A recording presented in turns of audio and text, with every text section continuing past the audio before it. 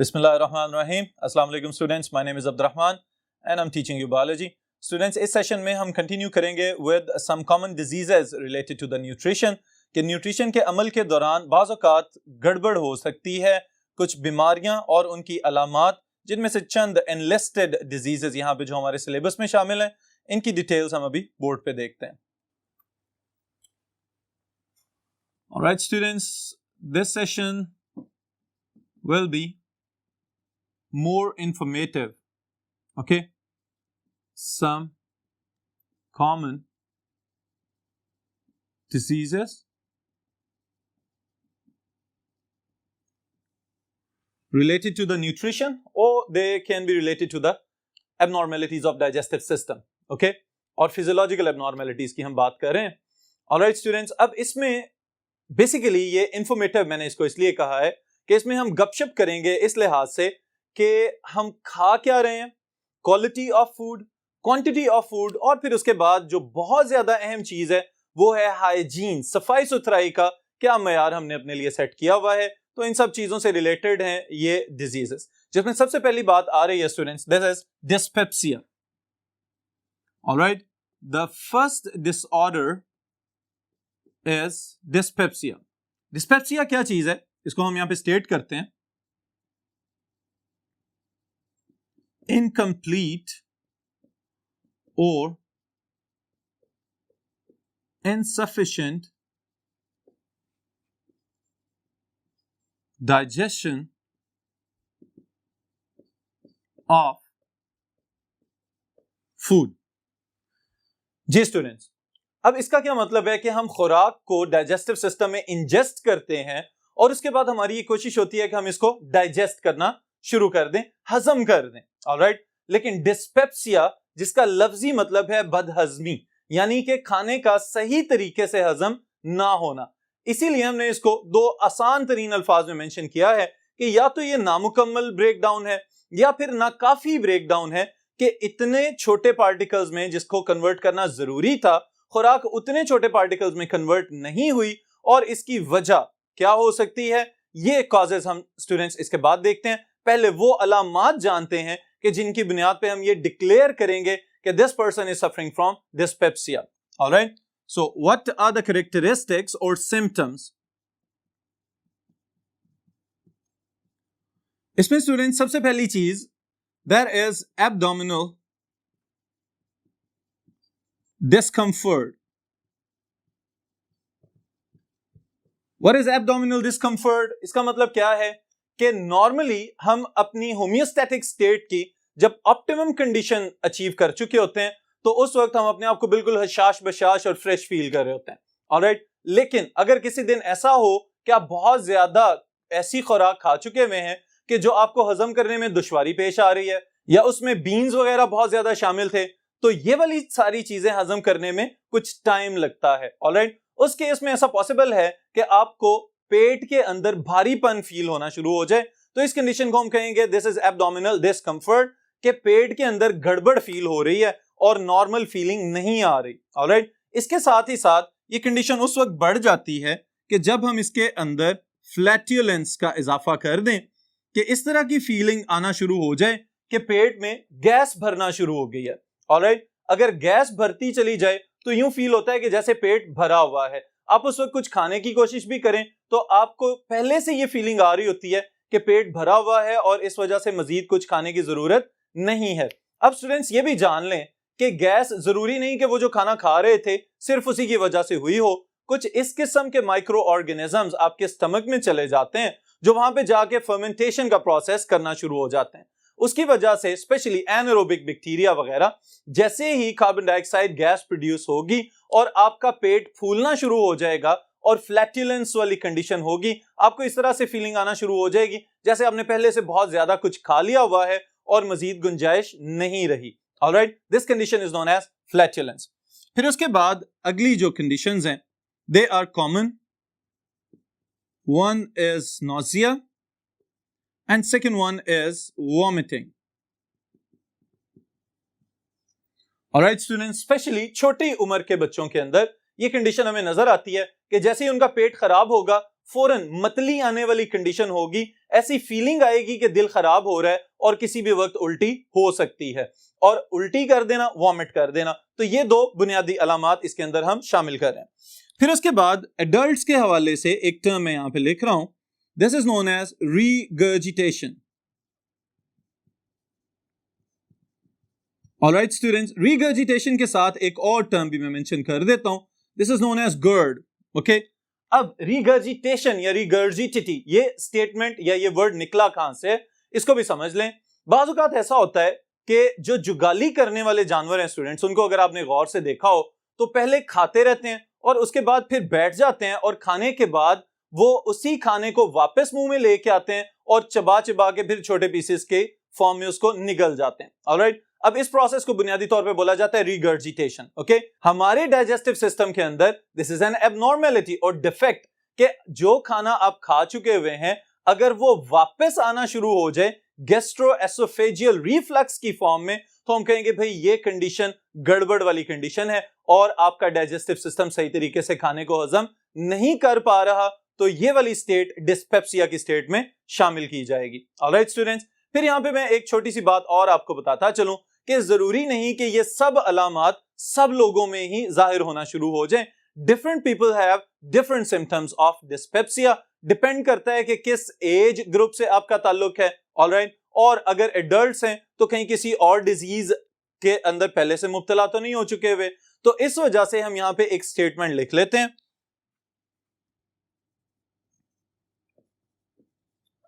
dyspepsia itself is not a disease. Instead, it is symptomatic of many diseases or different types of diseases.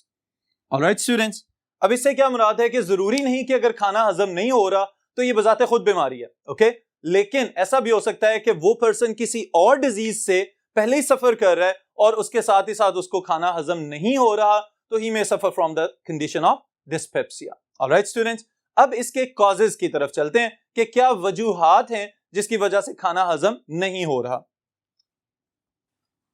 Alright students, causes of dyspepsia. जी students, क्या वजूहात possible हैं कि खाना सही तरीके से हजम ना हो। सबसे पहले नंबर पे मैं यहां पे एक चीज मेंशन करना चाहूंगा, दैट इज द लाइफस्टाइल, कि कहीं ऐसा तो नहीं कि हम खाना खाने के फौरन बाद बैठ रहे हैं ज्यादा देर के लिए, ओके, या कहीं ऐसा तो नहीं कि हमारी डेली रूटीन के अंदर फिजिकल एक्सरसाइज शामिल ही नहीं है। तो इन चीजों को भी जरूर मलहूज़े खातिर रखें और ख्याल रखें इस चीज का कि खाना खा रहे हैं तो अपनी एनर्जी की नीड्स के मुताबिक खाएं, और कहीं जरूरत से ज्यादा खा रहे हैं तो इसका मतलब यह है कि फौरी तौर पे एक्सरसाइज या वॉक वगैरह को जरूर अपनी रूटीन का हिस्सा बना लिया जाए। ऑलराइट, अब टेक्निकली क्या वजूहात हो सकती हैं। The first one is we can write malfunctioning of stomach and intestine. Alright, हो सकता है कि आपका मैदा या आपकी छोटी आंत जहां पे खाने को हजम किया जाना था वो सही तरीके से काम नहीं कर रहे।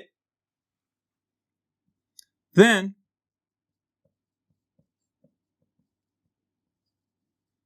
insufficient gastric secretions.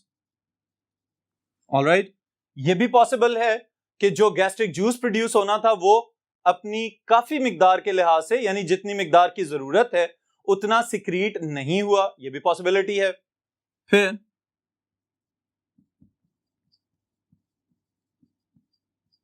Increased acidity in stomach, कि मैदे के अंदर पहले से ही तेजाबियत का प्रॉब्लम चल रहा है। ऑलराइट, इस वजह से भी हो सकता है कि खाना हजम ना हो। Then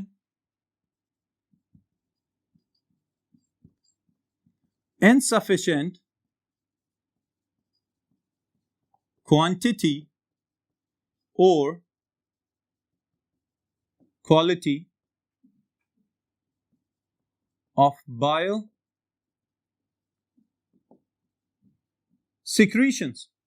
Alright students, gall bladder के अंदर यानी पित्ते के अंदर जो पित्ते का पानी मौजूद है वहां पे भी हमने ये चीज स्टडी की थी कि फैट्स को इमल्सिफाई करने के लिए बहुत सारे सॉल्ट्स रिलीज किए जा रहे होते हैं. ओके, तो ये भी पॉसिबल है कि आपने बहुत ज्यादा फैटी फूड खा लिया है और अब उसको इमल्सिफाई करने के लिए नाकाफी सिक्रीशंस हैं, तो इसका मतलब ये है कि ये खाना भी सही तरीके से हजम नहीं होगा. ऑलराइट, तो ये सारी वजूहात पॉसिबली हो सकती हैं. और जैसा कि अभी मैंने आपको बताया था कि जरूरी नहीं कि हर इंसान में तमाम की तमाम अलामात या वजूहात एक ही जैसी हो. In different people there could be different causes for the dyspepsia. Alright, फिर इसके बाद स्टूडेंट्स आपकी बुक के सीक्वेंस के लिहाज से अगर देखें तो the second disorder is food poisoning.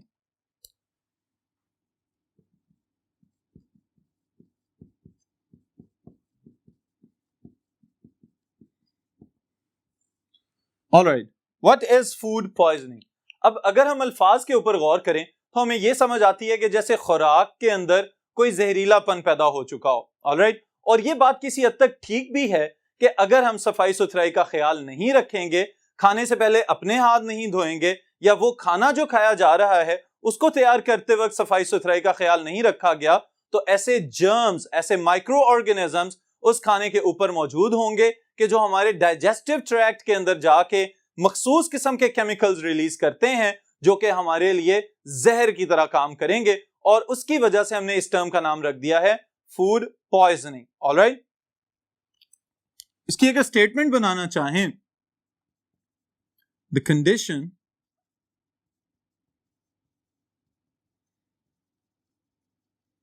in which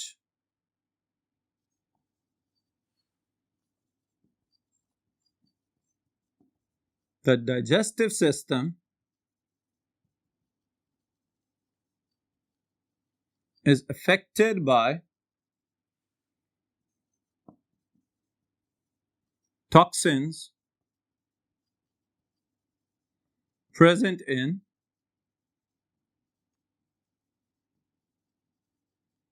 contaminated food stuff. Alright, इसको स्टूडेंट्स एक और वे में भी हम डिफाइन कर सकते हैं. That is illness of indigestion of food due to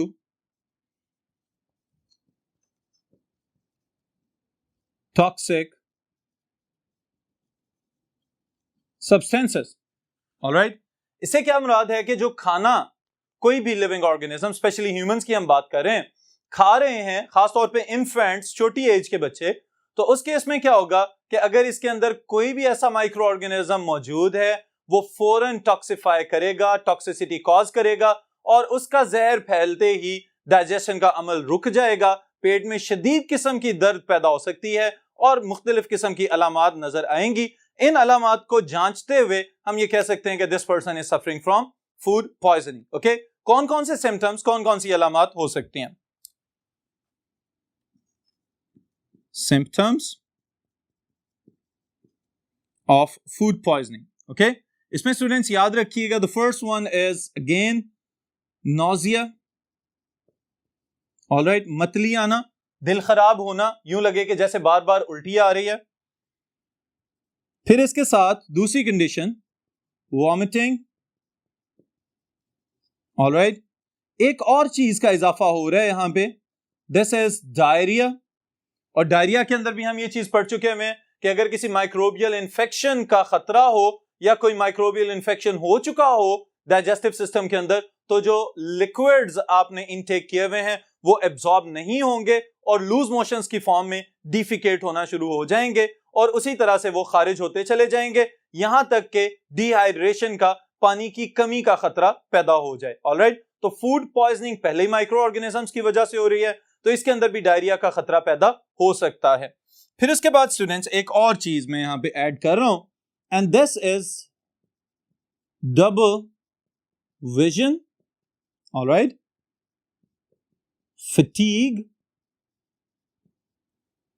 and severe abdominal pain, especially 12 to 24 hours after the meal.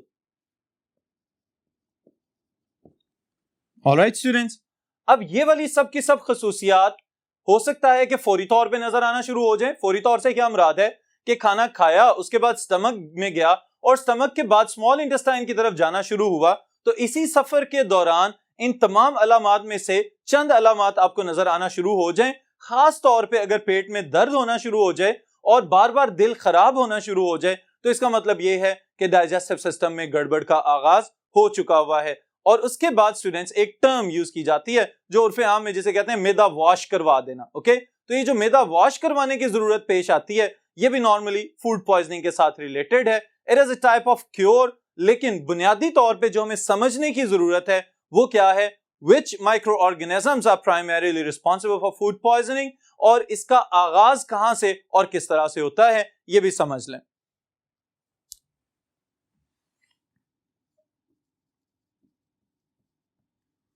Causes, यहां पे स्टूडेंट्स में नाम लिख रहा हूं दो बैक्टीरिया के, Campylobacter species and Salmonella species. Okay, Clostridium species. जी स्टूडेंट्स, अब ये जो बैक्टीरिया के नाम मैंने यहां पे मेंशन किए हैं, these are different genera. Okay, इनमें बैक्टीरिया को क्लासिफाई किया जाता है इनकी कुछ खसूसियात की बुनियाद पे। अब ये तीनों बैक्टीरिया रिस्पॉन्सिबल हैं फूड पॉइजनिंग कॉज करने के लिए। ओके, जो कंपाइलोबैक्टर और सैल्मोनेला हैं स्टूडेंट्स, इनके लिए तो आप समझ लें कि ये हमारे इर्द गिर्द कहीं से भी आप खुला हुआ खाना जिसको प्रॉपरली कुक नहीं किया गया या प्रॉपरली धोया नहीं गया, या स्पेशली खास तौर पे गोश्त वगैरह और अंडे और दूध, ऑलराइट, मैं रिपीट कर रहा हूं ये वाली बात कि अगर इम्प्रॉपरली कुक्ड मीट है, ऑलराइट, और अगर अनपेस्चराइज्ड मिल्क है जिसको अच्छी तरह से उबाला नहीं गया, या फिर इसी तरह से अच्छी तरह से फ्राई किए हुए या पके हुए अंडे नहीं है, and they are already infected with these bacteria, और ये भी पॉसिबल है कि ये बैक्टीरिया उन जानवरों के बॉडी के अंदर या उनके गोश्त के अंदर मौजूद हो जिनको हम खुराक के तौर पे इस्तेमाल करते हैं। वहां पे तो ये कोई अपनी अलामत, अपनी मौजूदगी की या अपने इन्फेक्शन की अलामत जाहिर नहीं करेंगे, लेकिन जैसे ही हम इसको खाएंगे और ये गोश्त ऊपर से सही तरह से पका हुआ नहीं होगा, तो इसका मतलब ये है कि अब इस बात के चांसेस बढ़ चुके हैं कि ये माइक्रो ऑर्गेनिजम्स यानी these bacteria they will cause the disease in humans. Alright students, specially एक टर्म मैं यहां पे मेंशन कर रहा हूं सैल्मोनेला के साथ, this is known as Salmonella jejuni. Alright, इसके नाम से आपको समझ आ जानी चाहिए कि ये वो बैक्टीरियम है कि जो बीमारी फैलाएगा आपके जेजनम वाले पार्ट में, स्मॉल इंटेस्टाइन को इफेक्ट करना शुरू करेगा। ऑलराइट, फिर इसी तरह स्टूडेंट्स जो क्लोस्ट्रीडियम मैंने यहां पे मेंशन किया है, Clostridium botulinum, alright, this genus is already very famous due to its another member, और इसका नाम क्या है, क्लोस्ट्रीडियम टेटनाई। ऑलराइट, वो वाला बैक्टीरिया जो टेटनस का बायस बनता है, उसी जीनस से इस बोट्युलिनम स्पीशीज का भी ताल्लुक है, और ये स्वीयर किस्म की फूड पॉइजनिंग कॉज करता है, और इतनी स्वीयर कि डायरेक्टली अटैक कर देता है सेंट्रल नर्वस सिस्टम के ऊपर। ऑलराइट, यानी कि वो नर्व्स जो आपके मसल्स और बाकी बॉडी पार्ट्स के साथ नर्वस कोऑर्डिनेशन का बायस बनी हुई हैं, उन नर्व्स की सिग्नलिंग प्रोसेस को बाज़ औक़ात अफेक्ट कर देता है, जिसकी वजह से कार्डियक और पल्मोनरी पैरालिसिस का बायस बन सकता है। ऑलराइट स्टूडेंट्स, अब इससे क्या मुराद है कि दिल की धड़कन को मफलूज कर देना, या जो हमारे फेफड़े जो बार बार एक्सपैंड और कॉन्ट्रैक्ट होके हमारे लिए गैसियस एक्सचेंज का बायस बन रहे हैं पसलियों के इंटरकोस्टल मसल्स की वजह से, इस अमल को भी मुकम्मल तौर पे रोक देना। और जब ये प्रोसेस नहीं होगा तो आप अंदाजा लगा सकते हैं कि क्या इस ह्यूमन का जिंदा रहना पॉसिबल है no, that will be impossible. तो इसका मतलब ये है कि Clostridium botulinum it causes severe type of food poisoning. तो स्टूडेंट्स इस बात का जरूर ख्याल रखें कि इवन अगर आपके घर में पकाने के लिए कोई चिकन या गोश्त लाया जा रहा है तो समटाइम्स ये आदत होती है कि इकट्ठा ही लेके आ जाते हैं और उसको फ्रीज कर लिया जाता है, ऑलराइट। या फिर समटाइम्स हम मार्केट से बना बनाया गोश्त लेके आते हैं जो ऑलरेडी फ्रोजन रेफ्रिजरेटर्स में वहां पे पड़ा हुआ होता है, और अगर रेफ्रिजरेटर्स के अंदर फ्रोजन फॉर्म में पड़ा होता है तो हम क्या करते हैं, उसको घर पे लेके आते हैं और फिर उसको डीफ्रॉस्ट करते हैं, ओके। यानी कि उसमें से वो पानी वाला हिस्सा निकालने की कोशिश करते हैं ताकि वो मेल्ट हो जाए और नरम हो जाए और फिर उसको पकाना स्टार्ट करें। अब याद रखिएगा यहां पे जो पानी इस डीफ्रॉस्टिंग की वजह से निकल रहा है उसके अंदर सैल्मोनेला की बहुत कसीर तादाद मौजूद होती है, और हमारे याद रखने के लिए यहां पे ये बात है कि वो पानी अगर किसी बर्तन को टच हो रहा है या इवन के हाथों को टच हो रहा है ड्यूरिंग कुकिंग तो हाथ भी धो लिए जाएं, बर्तन भी धो लिए जाएं और फिर उसके बाद इसको इस्तेमाल किया जाए, नहीं तो सैल्मोनेला डायरेक्टली कंज्यूम किया जा सकता है by those infants whose mothers are cooking inside the kitchen. Alright students, अगर वो इसी तरह बगैर धोए हाथों से आके बच्चों को खाना खिलाना शुरू कर दें या उन्हीं बर्तनों में आप खुद से खा लें तो उसका मतलब यह है कि आपने सैल्मोनेला को भी साथ ही इंजेस्ट कर लिया और फिर फूड पॉइजनिंग की अलामात जाहिर हो सकती हैं। Alright students, this was a brief explanation about the food poisoning. Okay? फिर उसके बाद नेक्स्ट जो टॉपिक आ रहा है that is obesity, मोटापा।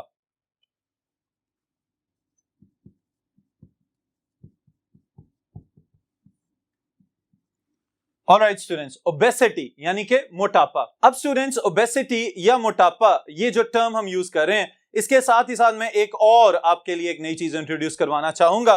This is known as BMI. Alright, BMI is what? Body Mass Index. Alright, अब ये मैंने क्यों बताया आपको कि नॉर्मली हम ये कहते हैं कि भाई ये डिसाइड कौन करता है कि हम मोटे हो चुके हुए हैं या हम ओवरवेट हो चुके हैं। तो उसके लिए स्टूडेंट्स याद रखिएगा BMI ये एक इंडेक्स टेक्निक कह लें या फॉर्मूला कह लें अप्लाई किया जाता है कि आपकी बॉडी का वेट और आपकी बॉडी का जो इंडेक्स है यानी फैलाव और हाइट वगैरह, अब इस लिहाज से हम ये कैलकुलेट करते हैं कि कौन इंसान फिट है और कौन जो है वो फिटनेस से पीछे है और कौन जो है वो ओवरवेट या ओबेसिटी वाली स्टेट में जा चुका हुआ है। ऑलराइट, तो इस लिहाज से BMI आपको अपना पता होना चाहिए। अब फिर इसके बाद सवाल ये पैदा होता है कि ओबेसिटी का आगाज कहां से होता है। उसके लिए स्टूडेंट्स में यहां पे स्टेटमेंट मेंशन कर रहा हूं, taking in calories that we do not need. Alright, अब इसका मतलब क्या है कि नॉर्मली हम खाना तो खाते हैं, ऑलराइट, लेकिन अगर हम जरूरत से ज्यादा खाना शुरू हो जाएं तो फिर इसका मतलब यह है कि अब हमने वो चीजें भी अपनी बॉडी के अंदर डिपॉजिट कर ली हैं कि जिनकी हमें जरूरत नहीं थी और उनको हम एनर्जी के तौर पे इस्तेमाल नहीं कर सकते। लेकिन हमारी बॉडी क्या करती है स्टूडेंट्स कि हमारी बॉडी इन इजाफी न्यूट्रिएंट्स को फैट्स में कन्वर्ट करती है और फैट्स में कन्वर्ट करके इनको स्टोर कर लिया जाता है। अब सवाल यह पैदा होता है कि इनको स्टोर किस तरह से किया जाता है, तो इसके लिए याद रखिएगा एक टर्म मैं इंट्रोड्यूस करवा रहा हूं, adipose tissue. Alright,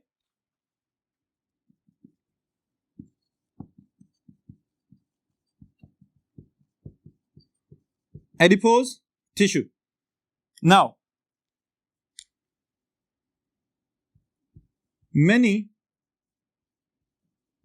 small fat molecules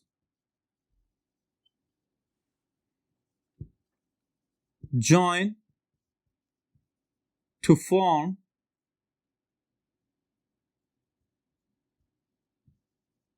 one big globule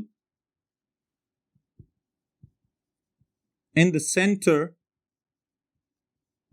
of the cell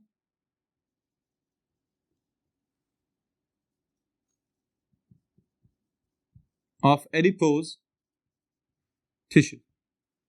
All right students, अब देखें कि ये वाली जो बात एडिपोज टिश्यू वाली है इसके लिए पहले ये समझें कि एडिपोज टिश्यू मौजूद कहां पे है।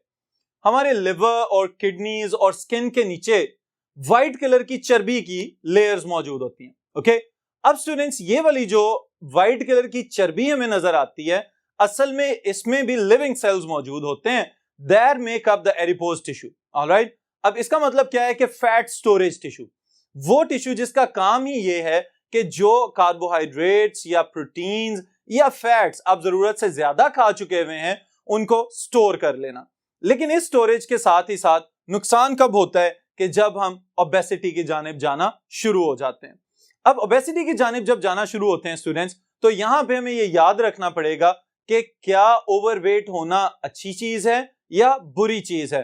तो ऑब्वियसली इसका जवाब कभी भी अच्छी चीज के हवाले से नहीं सुन सकते आप, क्योंकि इसके जो कॉन्सिक्वेंसेज हैं, जो नतायज हैं, अगर ओबेसिटी यानी कि मोटापा बहुत ज्यादा देर तक कंटिन्यू कर लिया जाए तो उसके साथ बहुत ज्यादा मसाइल पैदा हो सकते हैं। और वो क्या क्या प्रॉब्लम्स हैं?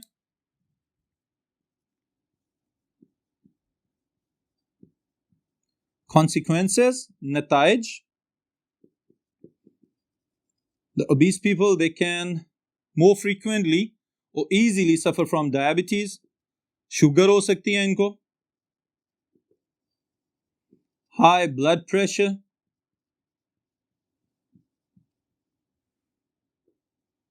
or even heart attack. Alright students, ये सब प्रॉब्लम्स इन लोगों में फेस किए जा सकते हैं। ओके, अब मुझे ये आइडिया हो रहा है कि आपके ज़हन में एक और सवाल भी आ रहा है कि ये बीमारियां तो उन लोगों में भी मौजूद हैं कि जो बहुत ज्यादा मोटे नहीं होते, लेकिन इसके साथ एक और सवाल को हम रिलेट कर लेते हैं, और वो क्या है कि बाज़ औक़ात कुछ लोग खाते तो बहुत ज्यादा हैं लेकिन उनमें कभी भी मोटापे के आसार नजर नहीं आते। तो स्टूडेंट्स इस लिहाज से याद रखिएगा कि इसकी बुनियादी वजह मैं यहां पे मेंशन करने लगा हूं बोर्ड पे। The question is, why some people never get fat? Alright, even कि बहुत ज्यादा खा रहे होते हैं, ओके, लेकिन उसके बावजूद इनमें मोटापे के जरा बराबर असरात भी नजर नहीं आ रहे होते। तो इसके लिए स्टूडेंट्स याद रखिएगा, the answer lies in the equilibrium of hormones. Alright, अब ये वाला पॉइंट जो मैंने यहां पे मेंशन किया है बहुत अहम है आपके समझने के लिए कि हमारी बॉडी के अंदर जो मेटाबॉलिक प्रोसेस चल रहा है स्टूडेंट्स, इसके अंदर फैट्स बनाए भी जा रहे हैं और तोड़े भी जा रहे हैं। हमारी बॉडी के अंदर गुड फैट्स भी मौजूद हैं और बैड फैट्स भी मौजूद हैं। बाज़ औक़ात ऐसा होता है कि हमारे हार्मोन्स इक्विलिब्रियम मेंटेन करने में कामयाब नहीं हो पाते, जिसकी वजह से बहुत ज्यादा लोग अपनी जरूरत से थोड़ा सा भी ज्यादा खाते हैं तो फौरन मोटे होना शुरू हो जाते हैं। लेकिन इन लोगों में ये फायदा तो है कि इनके हार्मोन्स फौरन ही इनके मोटापे को रेगुलेट कर देते हैं और ये दोबारा से स्मार्ट हो जाते हैं। लेकिन इसके साथ ही साथ इसका एक नुकसान भी होता है कि इनके ब्लड के अंदर जो बैड फैट्स हैं वो सर्कुलेट करते रहते हैं और बाद में फिर ये हाइपर कोलेस्ट्रोलीमिया वगैरह या ब्लड के अंदर ज्यादा कोलेस्ट्रॉल की मिकदार होना या इसी तरह हाई ब्लड प्रेशर वगैरह की बीमारियों में जल्दी मुब्तला हो सकते हैं। ऑलराइट स्टूडेंट्स, तो ये अगर फायदे हैं तो साथ ही साथ नुकसान भी हैं। और फिर एक और बुनियादी वजह कि जिसको हम बिल्कुल झुटला नहीं सकते, दैट इज द हेरिडिटी, कि ये भी पॉसिबल है कि ये वाली खसूसियत यानी कि बहुत ज्यादा खाना लेकिन उसके बावजूद मोटा ना होना, ये वाली खसूसियत हो सकता है कि आबाओ अजदाद से चलती चली आ रही हो और वो कभी भी मोटे हो ही ना। तो ये भी पॉसिबिलिटी हमें नजर आ सकती है। ऑलराइट स्टूडेंट्स, तो ये डिसऑर्डर्स हम फिलहाल यहीं तक इसको रोकते हैं, फिर जो अगले डिसऑर्डर्स हैं इनको इंशाल्लाह कंटिन्यू करेंगे नेक्स्ट सेशन के अंदर।